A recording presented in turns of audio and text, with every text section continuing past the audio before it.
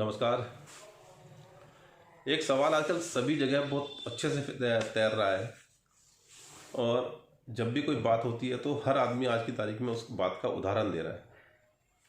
और वो बात है, जब कोरोना पर सरकार की सख्ती की बात आती है तो हर आदमी एक ही बात बोलता है कि कोरोना जहाँ चुनाव है वहाँ क्यों नहीं पहुँचता है। इस पर मीम भी बन रहे हैं, चुटकुले भी बन रहे हैं। इसमें बहुत सारी जो कार्टूनिस्ट हैं वो एक से कार्टून बना करके इसमें सोशल मीडिया पे उसका प्रचार कर रहे हैं। बहुत सारे लोग अलग अलग बातें बोलते हैं, उस पर बहुत सारी बहुत लंबे लंबे एक व्याख्यान लिख दिए हैं लोगों ने, व्यंग लिख दिए हैं। तो ये एक ऐसा विषय है कि आखिर जहाँ पर चुनाव है वहाँ पर कोरोना क्यों नहीं होता, या जहाँ पर कोरोना होता भी है तो भी वहाँ चुनाव करा करके गवर्नमेंट क्या करना चाहती है, मोदी सरकार क्या कहना चाहती है, और उन चुनाव को स्थगित क्यों नहीं करना चाहती। ये एक मुद्दा है जिसको कि इस पे सवाल तो बहुत उठे, मजाक बहुत बनी, लेकिन गंभीरता से मुझे अभी तक कोई ऐसा कहीं सुनने को नहीं मिला कि गंभीरता से किसी ने इस पर कोई चर्चा की हो। मैंने इस पर विचार किया और देखा आज मैंने सबसे पहले कि बंगाल में कोरोना की क्या स्थिति है। बंगाल में स्थिति यह है कि जो मैंने आंकड़े देखे और वो आंकड़े इस प्रकार के हैं कि पिछले एक हफ्ते का आंकड़े के अनुसार लगभग 4000 केस प्रतिदिन के हैं। एक हफ्ते के अंदर 4000 केस प्रतिदिन।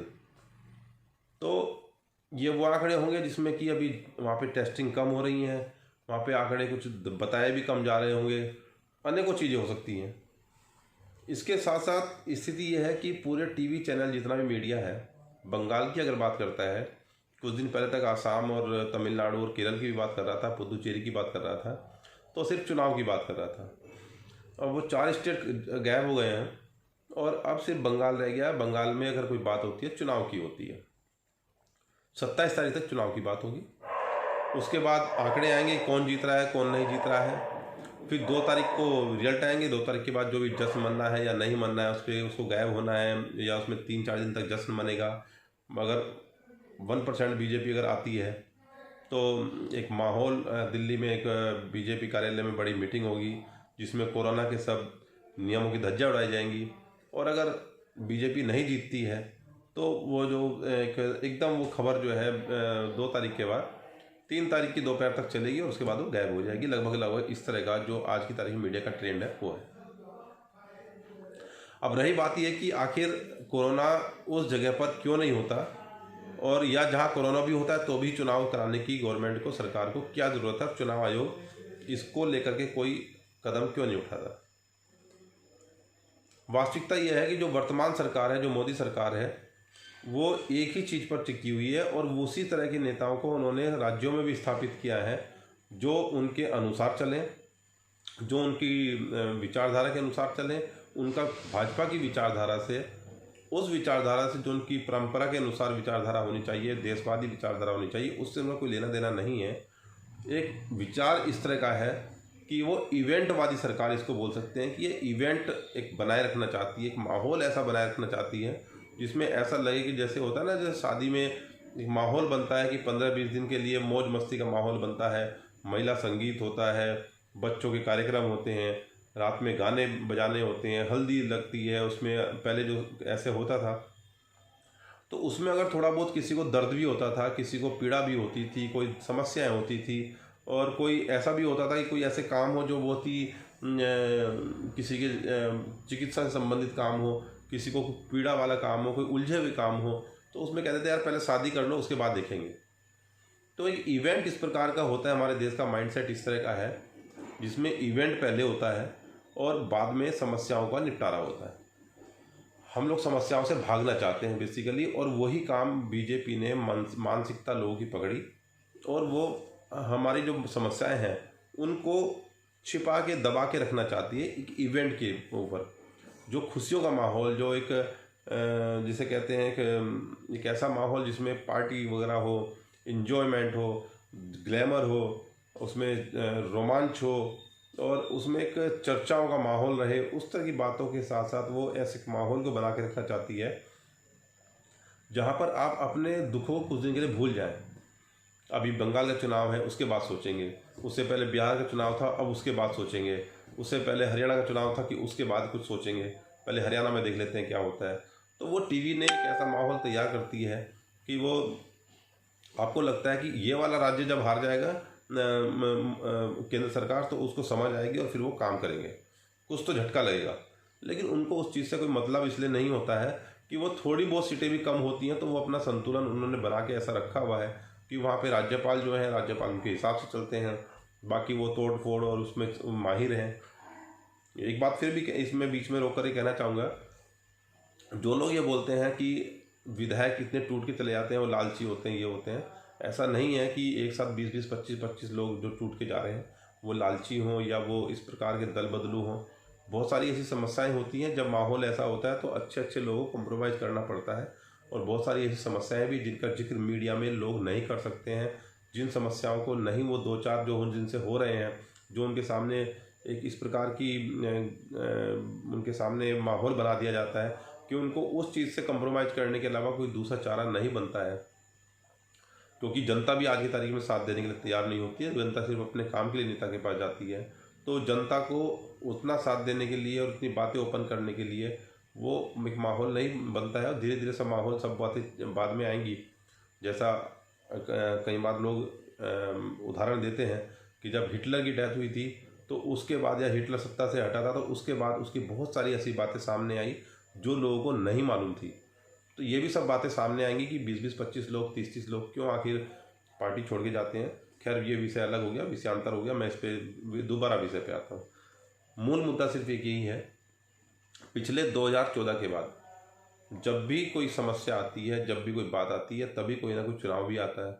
और उस चुनाव को इतना हाइक पे ले जाते हैं, चाहे वो चुनाव निकाय चुनाव हो, चाहे वो चुनाव जिला पंचायतों का चुनाव हो, चाहे वो राज्यसभा का चुनाव हो, चाहे वो विधानसभा का चुनाव हो, चाहे वो उपचुनाव हो, चाहे पूरे देश के अंदर 10 सीटों पर उपचुनाव हो, लेकिन उस उपचुनाव को टीवी पर इस तरह से दिखाया जाता है जैसे वो चुनाव आम चुनाव हो। उसका कारण सिर्फ ये होता है कि किसी भी तरह सरकार को टाइम काटना है कि 1 महीना, कम से कम 2 महीने उसमें कट जाते हैं चुनाव में, और उसके बाद वो इतने दिन तक आपका अपने काम धाम जो खराब हो रहा है, जो बिजनेस डाउन जा रहा है, जो बिजनेस व्यापार जा रहा है, उसमें उनको समय मिल जाता है, आपको बरगलाने का समय मिल जाता है, आप कुछ दिन उसमें उलझे रहते हैं। बाकी थोड़ा बहुत आपको जो उनके पेड वर्कर हैं वो उनको आपको समझाते हैं किसी ना किसी बहाने से आकर के कि ये तो सब उतार चढ़ाव चलते रहते हैं, सिस्टम बिगड़ा हुआ था उसको ठीक कर रहे हैं। कोई ये नहीं बताता कि आगे सिस्टम जब खराब था तब हम ज़्यादा सुखी क्यों थे। कोई ये नहीं बताएगा आपको कि आखिर ये सिस्टम सुधरेगा कब तक, कितने समय में सुधरेगा। तो आपको एक सपनों की दुनिया में पाल के रखा जा रहा है, बना के रखा जा रहा है, और वो इस तरह से रखा जा रहा है कि वो आप उसमें गुमराह होते रहें, आप उसमें इंजॉय करते रहें, टीवी देखते रहें सुबह से शाम तक। कभी वो चीन की जब बातें आती थी तो, या पाकिस्तान की जब शुरू के 2-3 साल चला, तो वो मुद्दा ऐसा चला पाकिस्तान का कि ऐसा लगता था कि बस पाकिस्तान निपट जाएगा। एक छोटा सा उदाहरण देता हूँ, मेरे यहाँ एक स्टाफ काम करता था, उसके ससुर, लड़की थी, उसके ससुर देहरादून में रिटायर्ड व्यक्ति थे। बताते हैं वो लोग सुबह बैठ जाया करते थे, सुबह सुबह जी न्यूज़ खोल करके 5:30 बजे, और जोर जोर से टीवी की वॉल्यूम करते थे और ये बोलते थे कि बस आज पाकिस्तान निपट जाएगा, आज पाकिस्तान पे अटैक हो जाएगा। उनको घर में लोग बोलते थे कि आपका इससे मानसिक संतुलन खराब हो जाएगा, आप इसको मत देखा करें, ज़्यादा मत देखें, लेकिन नहीं, वो मानते नहीं थे। अब उन्होंने टीवी देखना बिल्कुल बंद कर दिया है। अब वो परेशान हो गए क्योंकि टीवी से पाकिस्तान गायब हो गया है और पाकिस्तान ख़त्म नहीं हुआ है। तो ये स्थिति आपको उलझा के पहले 3-4 साल उसमें रखा गया, फिर चाइना में कभी रखा गया, उसके बाद कभी नोटबंदी 4-5 महीने निकल गई, फिर जब लगा कि उससे कुछ मिल नहीं रहा है तो फिर कुछ और लेके आ गए, कभी धारा 370 लेके आए, NRC लेकर के आए। तो ये सब चीज़ें चलती रहती हैं। आपको एक ऐसे माहौल में बना के रखा जाता है जिसमें आप सपनों में रहो, सच में आप इस तरह के माहौल में बने रहें कि बस आपको हंसी खुशी का माहौल दिखता रहे।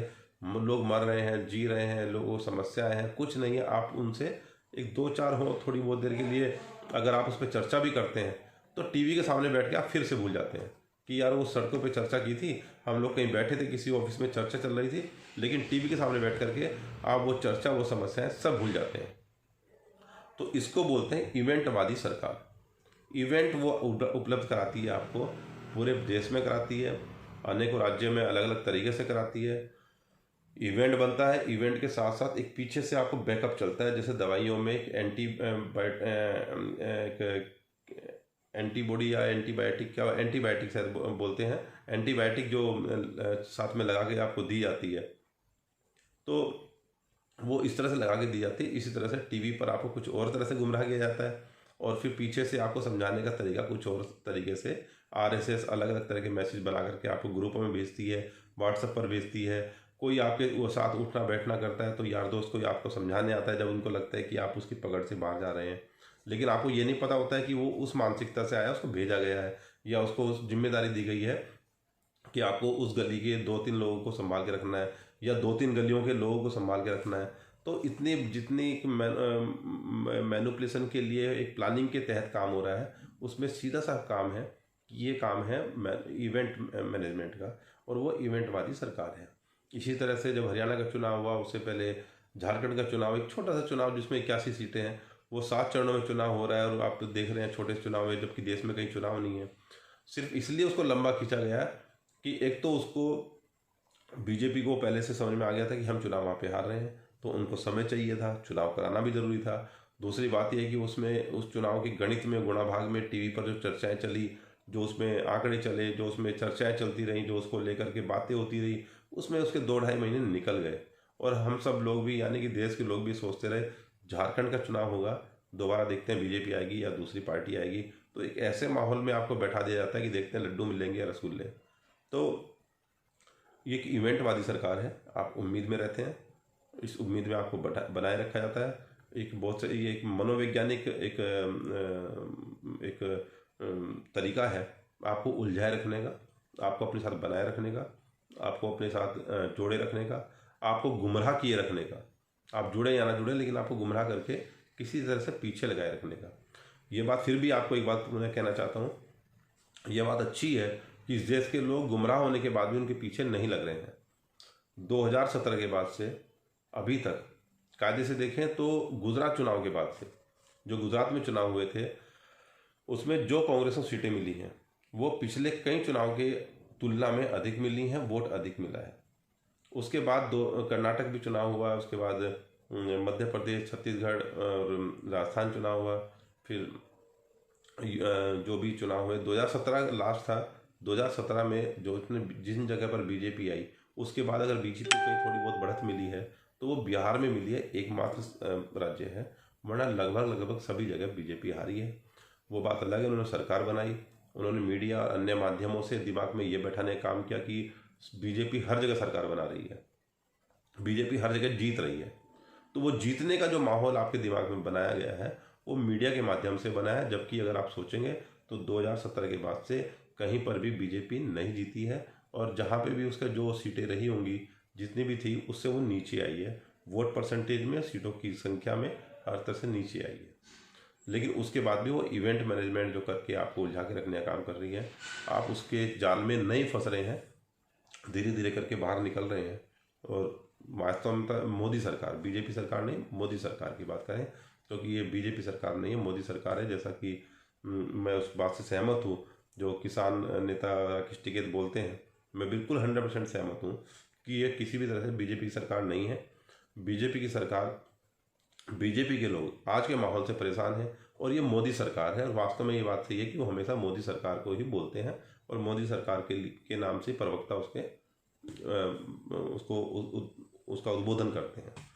तो अब आप समझ गए होंगे कि इवेंट बनाए रखने के लिए, उस इवेंट में आपको उलझाए रखने के लिए, उस इवेंट में आपको साथ में जोड़े रखने के लिए, उस इवेंट को दिखा करके किसी भी तरह से जो समस्या जैसे आज कोविड की है, उस समस्या को वो करने के लिए, दबाए रखने के लिए आपको उसमें उलझा के रखना होता है। और आपको एक चीज़ और बताता हूँ कि जब जैसे ही लॉकडाउन लगा, लॉकडाउन लगने के तुरंत बाद 2-3 महीने में आपके पास मौका आया कि आप व्यापार आपका बंद हो गया, आपकी नौकरी उस समय छुट्टी रही, आपके पास कोई काम नहीं रहा, कहीं इलेक्शन नहीं था।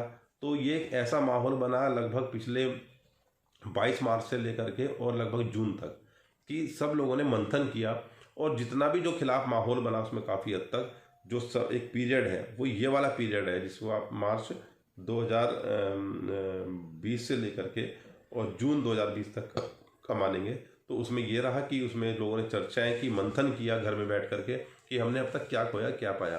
तो जो मानसिकता बनती रही लोगों की थोड़ी थोड़ी थोड़ी थोड़ी करके, वो उनको जो बैठने का मौका आपको मिला शांति से एक घर के अंदर, या कुछ गिने चुने दो चार घर में आपस में लोग कहीं बैठते रहे, उसमें जो चर्चा करने का मौका मिला, तो वो एक जो चर्चा हुई, तुलना हुई, वो माहौल जो है वो बीजेपी के खिलाफ बनना शुरू हुआ। और पिछले 1 साल में इसीलिए वो तेज़ी से माहौल बना। तो आज भी कांग्रेस बीजेपी ये चाहती है, मतलब मोदी सरकार ये चाहती है, मोदी ग्रुप जो ये चाहता है कि कहीं ना कहीं चुनाव होते रहें, उससे लोग उलझे रहेंगे, उनमें ये समझ में आएगी कि ये लोग कहीं डरते नहीं हैं, बेशर्म हैं, और चाहे किसान आंदोलन चल रहा हो फिर भी यूपी में जिला पंचायत चुनाव करा दिए, देखो कितने इनके अंदर दबंगता है। तो वो अपना प्रभाव बनाने के लिए इस तरह के काम करने का प्रयास करते रहते हैं और करते हैं और कर रहे हैं। तो इस चीज़ को आपको समझना होगा, लेकिन ये भी समझना होगा कि अधिकांश लोग आज भी इन चीज़ों से बाहर निकलने का प्रयास कर चुके हैं, कर रहे हैं और भी कर रहे हैं। तो बहुत कम एक तबका ऐसा रह गया जो उस स्थिति में जो आज से 5-6 साल पहले, या कायदे से कहें तो 2 साल पहले तक भी बनी थी, उन चीज़ों से बहुत लोग बाहर निकल गए। तो आपको मैं समझता हूँ मेरी इस बात को आप समझ गए होंगे, और आपको भी इस इवेंटवादी माहौल से बाहर निकलना है, अपना मंथन करना है, और ये देखना है कि हम लोग भविष्य में कैसे क्या व्यवस्था बना सकते हैं, तो और क्या सही है और क्या गलत है, कितना इवेंट हमारे लिए सही है, कितना इवेंट हमारे लिए गलत है। तो इस पर आपने मंथन करना है, अपने साथ बैठ के अकेले में करना है, मित्रों के साथ करना है, और जो भी लोग इस पर मंथन करेंगे, मैं समझता हूँ असली देशभक्ति और असली देश प्रेम वही होगा। जय हिंद, जय भारत।